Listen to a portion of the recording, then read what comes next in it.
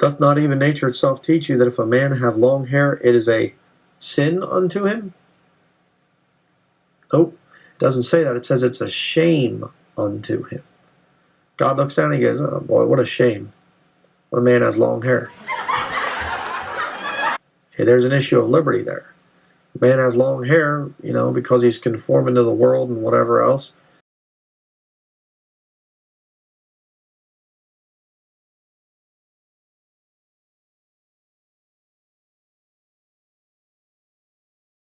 Man has long hair, well, okay. God says it kind of makes him look girly or whatever, but Back to 1 Corinthians chapter 11, and now in verse 4. Verse 4. Notice right here, every man praying or prophesying, having his head covered, dishonoreth his head. Okay, so this is important, okay? You got to make sure that when a man is praying before God, or he's prophesying, every man, that's everyone, praying or prophesying, whenever you pray, or whenever you prophesy, notice having his head covered. If you cover your head when you do that, notice dishonor his head. All right? So this is where you get the idea about hats off in church. See, where gentlemen take their hats off in church, because when you're praying before God, or when you're prophesying for God, you shouldn't dishonor your head. You got to take your hat off.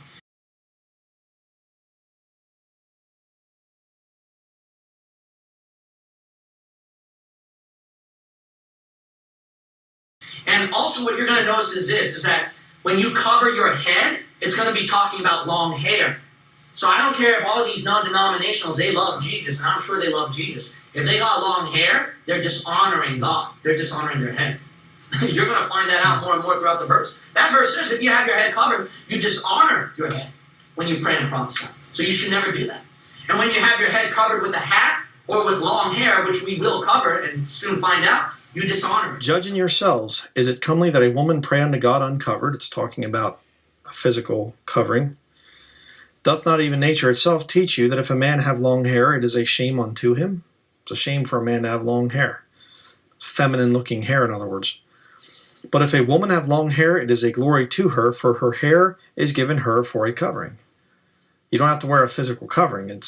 You can if you want to. It goes on to say, verse 16, but if any man seem to be contentious, we have no such custom, neither the churches of God. Do what you want in terms of wearing a head covering or whatever else, physical covering or just long hair, whatever. But the whole thing is there, it says, if a woman have long hair, it is a glory to her. From who? Where does the glory come from?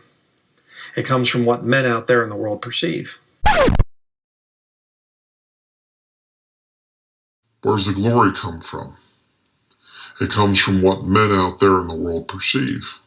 And if you're a woman out there and you say, well, my hair's short and whatever else, you've done that because of, most of the time, a woman will have her hair cut short because of some fashion style type of a thing. I realize that there are women that would say, well, my hair falls out. Well, then find out what's going on nutritionally and whatever else there. But, That's the reason why women should have long hair, see? That's where we get the idea about women having long hair, different from the hairstyle of men. Notice, for that is even all one as if she were shaven. So God thinks right here, if you don't cover your head, then notice it's like as if that you shaved your head in front of God. That's what God says right here.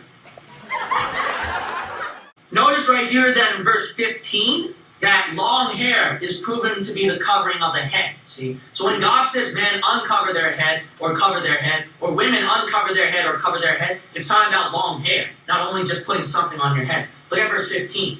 But if a woman have long hair, notice what long hair is. It is a glory to her, for her hair is given her for a what? Covering. You see that? So notice that the covering of the head has to do with either long hair or a hat. Okay? So that's what women should have when they prophesy or pray to God.